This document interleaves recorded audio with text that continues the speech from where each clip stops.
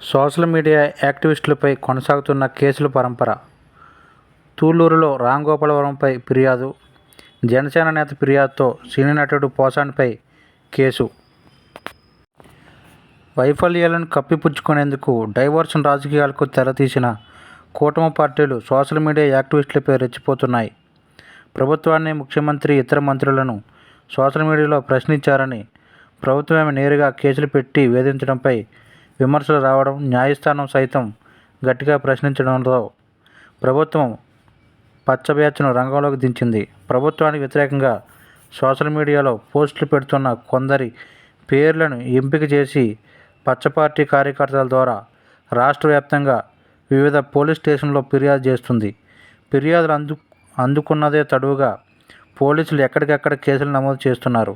పశ్చిమ గోదావరి జిల్లా నరసాపురానికి చెందిన బుడితి సుజన్ కుమార్ అనే దివ్యాంగుడు సోషల్ మీడియాలో అభ్యంతరకర పోస్టులు పెట్టారంటూ భీమవరం పట్టణ పోలీస్ స్టేషన్లో కేసు నమోదు చేశారు. ఇద్దరు వ్యక్తుల సాయం ఉంటేనే గానీ అడుగు ముందుకు వేయలేని సుజన్ కుమార్కు స్టేషన్కు రావాలంటూ పోలీసుల నుంచి పదే ఫోన్లు రావడంతో కుటుంబ సభ్యులు ఆందోళనకు గురవుతున్నారు. సినీ దర్శకుడు రాంగోపాలవరంపై తూళ్లూరు పోలీస్ స్టేషన్లో టీడీపీ నాయకులు ఫిర్యాదు చేశారు.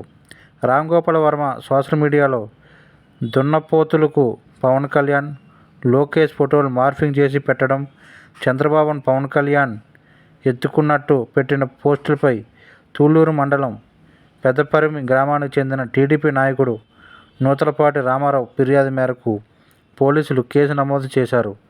విజయవాడ కమిషనరేట్ పరిధిలోని భవానీపురం పోలీస్ స్టేషన్లో సినీ నటుడు పోసాని కృష్ణమురళిపై కేసు నమోదైంది.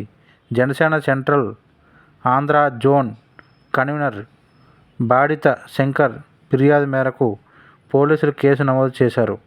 పోసాని కృష్ణమురళి గతంలో హైదరాబాద్ ప్రెస్ క్లబ్లో మీడియా సమావేశం నిర్వహించి జనసేన పార్టీ అధ్యక్షుడు, డిప్యూటీ సీఎం పవన్ కళ్యాణ్పై అనుచిత వ్యాఖ్యలు చేశారని, ఆ వ్యాఖ్యలు పార్టీ పరువు ప్రతిష్టలకు భంగం కలిగించడమే కాకుండా రాష్ట్రంలో శాంతి భద్రతలకు ఆటంకం కలిగించే విధంగా ఉన్నాయని బాడిత శంకర్ ఫిర్యాదులో పేర్కొన్నారు.